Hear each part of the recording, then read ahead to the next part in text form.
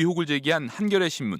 장관이 된 뒤엔 청담동 술자리를 제기한 인터넷 언론도 고소했습니다. MBC 뉴스 신재용입니다.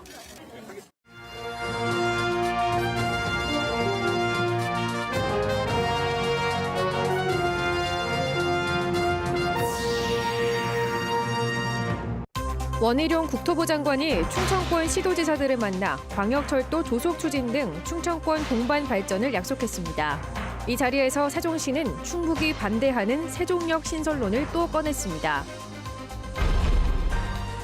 청주시가 평범한 길과 목욕탕 등 시민 대부분이 아는 명소를 미래유산으로 지정해 보호합니다. 공공의 추억이 담긴 공간의 가치를 재조명했습니다. 고향사랑 기부제 시행과 동시에 각계의 기부 소식이 이어지고 있습니다. 고향사랑 기부를 위한 국가기념일 제정도 추진되고 있습니다. 탄소 중립의 과도기 단계에서 천연가스의 새로운 가치가 조명받고 있습니다. 천연가스에서 수소 등을 뽑고 이 과정에서 나온 탄소를 땅에 묻는 구상이 호주에서 진행 중입니다. 시청자 여러분 안녕하십니까? 계속해서 충북 소식입니다. 원희룡 국토부 장관이 충청권 시도지사들을 만나 충청권 광역철도와 대규모 토목 사업의 조속한 추진을 약속했습니다. 충청권 광역철도 청주도심 통과 노선도 힘을 받게 됐는데 행사에 참석한 최민호 세종시장이 충북이 강하게 반대하는 KTX 세종역 건설을 꺼내들면서 충청권 공조에 찬물을 끼얹었습니다. 김대웅 기자입니다. 원희룡 국토교통부 장관이 충청권 지역발전회의를 위해 충북을 방문했습니다. 지난달 부산, 울산, 경남, 이른바 부울경 지역을 방문한 뒤 한 달 만에 충청권을 찾았습니다. 충청권 균형 발전을 위한 3대 추진 전략과 19개 과제를 발표했습니다. 충북에 해당하는 내용을 살펴보면 청주 도심 통과를 포함한 충청권 광역철도 노선을 조속히 확정하고 천안에서 청주공항 간 복선 전철도 2025년 상반기 안에 착공을 추진하기로 했습니다. 이 밖에 오송 청주 광역도로 2구간 올해 안에 개통, 영동 진천 고속도로 1분기 내 사업 방식 결정, 오송 3 국가산단과 충주 바이오헬스 국가산단 계획 승인 등 대규모 토목 사업의 조속한 추진을 약속했습니다. 대부분 기존에 추진 중인 정책을 빨리 하겠다는 것에 불과한데 장관이 직접 청주 도심 통과 노선을 언급한 부분은 의미가 있습니다. 경제성이 나오지 않아 노선을 확정하지 못하는 상황이기 때문입니다. 청주 도심 통과 또는 세종과 행복도시에서의 여러 가지 연결 등 실제로 앞으로 50년, 100년을 내다보면서 충청권 4개 시도의 요청도 대규모 토목 건설 사업에 집중됐습니다. 김영환 충북지사는 균형 발전을 위해 인천에 집중된 항공물류와 국제노선을 청주공항으로 분산해달라고 요청했습니다.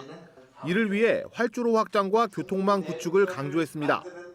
이 물류를 청주공항에서 아틀란타로, 청주공항에서 프랑크푸르트로, 청주공항에서 상하이로 실현할 수 있는 길을 열어줘야 한다.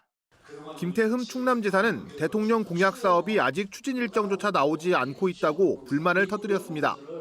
윤석열 대통령의 그런 지역 공약들이 어떻게 진행을 하겠다라는 그런 로드맵도 지금 안 나온 상황이기 때문에 최민호 세종시장은 충북을 방문해 충북이 절대 불가라고 밝힌 KTX 세종역 신설을 다시 꺼냈습니다.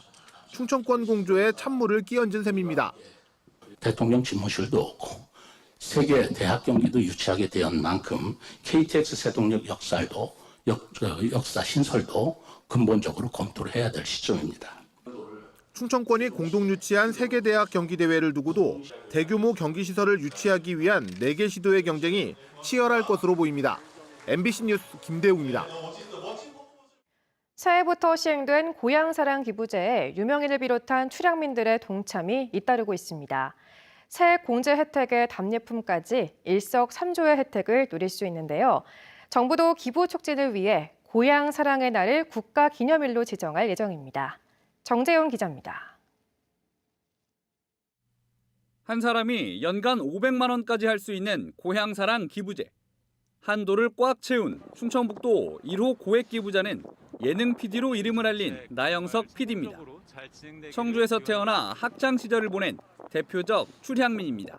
마음으로만 사실 생각을 했지 또 실질적으로 어떤 도움을 줄 수 있는 방법을 찾기가 그동안 쉽지 않았는데 이렇게 동참할 수 있게 돼서 너무 영광이고. 예능에서 맹활약 중인 아이돌 이미주 씨를 비롯해 대학 교수와 기업인 등도 시군별 1호 고액 기부자 명단에 이름을 올렸습니다. 김영환 충북지사 등 지역 단체장들도 동참하고 있습니다. 앞으로 깜짝 놀랄 만한 그런 분들이 많이 기부를 해줄 것이고 우리 충북의 그런 여러 가지 저력이라고 할까. 기부자들에게는 10만 원까지 전액, 초과한 부분에는 16.5%의 세액 공제 혜택이 돌아갑니다. 기부액의 30%는 답례품 구매가 가능한 포인트로 돌려받게 됩니다. 10만 원을 기부하면 13만 원 상당의 혜택이 돌아오는 건데 지자체 입장에서도 국가가 세액 공제 부담의 91%를 가져가기 때문에 손해가 아닙니다. 일본 같은 경우는 국가 50, 지자체 50을 부담하지만 저희는 국가에서 91%, 지자체에서 9%를 부담하기 때문에 지자체의 부담은 적은 것으로. 기부는 현재 주소지가 아닌 전국 어디든 가능합니다. 방법은 농축협 지점을 직접 방문하거나 전용 누리집인 고향사랑 이음을 통해 온라인으로 하는 두 가지. 고향사랑 이음에서는 전국 각지의 농특산물과 지역 상품권 등 답례품 목록을 미리 확인한 뒤 기호에 따라 기부할 지자체를 고르면 됩니다. 기부액의 30%에 해당하는 포인트는 기부받은 지자체가 준비한 답례품 구매에만 쓸 수 있습니다. 저도 고향사랑 이음을 통해 고향에 기부했는데 회원 가입과 금융 인증 등을 거쳐 실제 납부하는 데까지 10여 분 정도 걸렸습니다. 기부금은 취약계층 지원 등 주민 복리 사업에 쓰여 지역 발전에 종잣돈 역할을 하게 됩니다. 다만 지자체가 출향민에게 전화를 걸거나 향후에 찾아가 독려할 수는 없습니다. 행정안전부는 홍보 기회를 늘리기 위해 연중 하루를 고향사랑의 날로 정해 국가기념일로 지정할 계획입니다. 일자는 국민 공모를 통해 정할 예정이라며 다만 법정 공휴일이 되진 않을 것이라고 설명했습니다. 우여곡절 끝에 첫 발을 뗀 고향사랑 기부제. 지역별 모금 실적은 과열 경쟁을 막기 위해 매년 2월 한 번만 공개됩니다. MBC 뉴스 정재영입니다. 영동 조경사업 비리와 관련해 입건된 박세복 전 군수의 소환 조사가 본격화될 전망입니다. 충북경찰청은 당시 사업을 맡은 담당 팀장과 조경업자 등에 대한 조사 결과를 토대로 업무상 배임 등의 혐의로 불구속 입건된 박세복 전 군수를 이달 말 소환 조사할 예정입니다. 영동군은 도로공사 명목의 예산을 10억가량 부풀려 고가의 조경물을 사들였다. 지난해 감사원에 적발돼 경찰 수사를 받고 있습니다. 내년 국회의원 선거에서 충주 출마가 유력했던 김경욱 인천국제공항공사 사장이 정계 은퇴를 선언했습니다. 김경욱 사장은 더불어민주당 당원들의 소통 공간인 SNS에 새해 인사와 함께 정치의 길을 접기로 결심했다고 밝혔습니다. 오랜 고민의 결과 정치인으로서의 기본 성향이 부족한 걸 깨달았다며 다음 총선에 출마하지 않고 소시민으로 돌아가겠다고 덧붙였습니다. 국토부 차관 출신인 김 사장은 21대 총선에서 민주당 후보로 충주에 출마했다가 낙선했고 그 뒤 인천공항공사 사장을 맡아 내년 2월 임기 만료를 앞두고 있습니다. 이른 새벽을 깨우는 해장국 한 그릇, 관청과 상점이 밀집한 거리, 잠시 쉬어갈 수 있는 공원. 흔하디 흔해 보이지만 그 속에는 사람들의 삶이 고스란히 녹아있죠. 청주시가 우리 일상을 간직한 이 공간의 가치 지키기에 나섰습니다. 보도에 이지현 기자입니다. 26제곱미터 남짓한 작은 공간에 책이 빽빽이 들어찼습니다. 가득 찬 책에 사람 하나 들어가 움직이기 힘들 정도. 사전이며 소설책, 참고서까지 없는 게 없습니다. 지금은 손님 발길이 뚝 끊겼지만 한때는 문전성시를 이룬 헌책방입니다. 50년 역사에 누군가에게는 과거를 기억하는 공간이 됩니다. 옛날 영어 배우들 그거 보면은 그 옛날 생각이 좀 나죠. 우리 저기 학교 다닐 때 막 초년 때 보던 거니까. 해장국 한 그릇에도 이야기는 담깁니다. 20대 청춘부터 60대가 된 지금까지 든든한 한 끼가 된 해장국은 때로는 과거를 추억하는 도구가 됩니다. 어머니가 해줬던 국밥이 옛날 맛이 그대로 살아있으니까 옛날이 그리우니까 자꾸 찾게 되는 것 같아요. 누구나 지나다니는 길거리도 마찬가지. 30년 넘는 경력의 구둣방 주인에게 이 길은 자식을 길러낸 터전이자 인생 그 자체입니다. 젊었을 때 여기서 보냈으니까 젊은 시절 이제 애들 다 가르치고 키우고 다 한 장소니까 추억이 남죠. 청주시가 대부분 시민들이 같은 기억을 공유하는 공간 23곳을 미래유산으로 선정했습니다. 박물관과 옛 연초 제조창처럼 역사가 깃든 곳은 물론 청주하면 떠오르는 가로수길과 무심천 벚꽃길, 삼겹살과 해장국까지 포함됐습니다. 대단치 않더라도 누군가 기억하지 않으면 잊힐 시민들의 삶을 남기기 위해서입니다. 엄격한 규제를 받는 문화재와 달리 시민들이 스스로 그 가치를 알고 관리하도록 할 계획입니다. 청주 시민들의 삶의 흔적들이 많이 녹아있는 만큼 스토리텔링을 개발하고 전국 공모전 등을 개최해가지고 다양하게 홍보 활동을 전개해 나갈 계획입니다. 조례에 이어 심의기구를 만든 끝에 지정된 청주 미래유산. 처음 발표된 청주 미래유산에 문화재 가치를 두고 논란인 시청사 본관은 포함되지 않았습니다. MBC 뉴스 이지연입니다. 특혜 논란을 빚은 관사 공공요금 예산 지원과 관련해 충청북도 교육청이 사용자 부담 원칙을 세웁니다. 충북교육청은 부교육감과 교육장 등 1, 2급 관사에 지원해온 난방과 가스, 전기, 수도 등의 요금 등을 사용자가 부담하도록 하는 내용의 공유재산관리 조례 개정안을 도의회에 제출했습니다. 조례는 오는 19일 예정된 제406회 충북도의회 임시회 본회의를 통과하면 확정됩니다.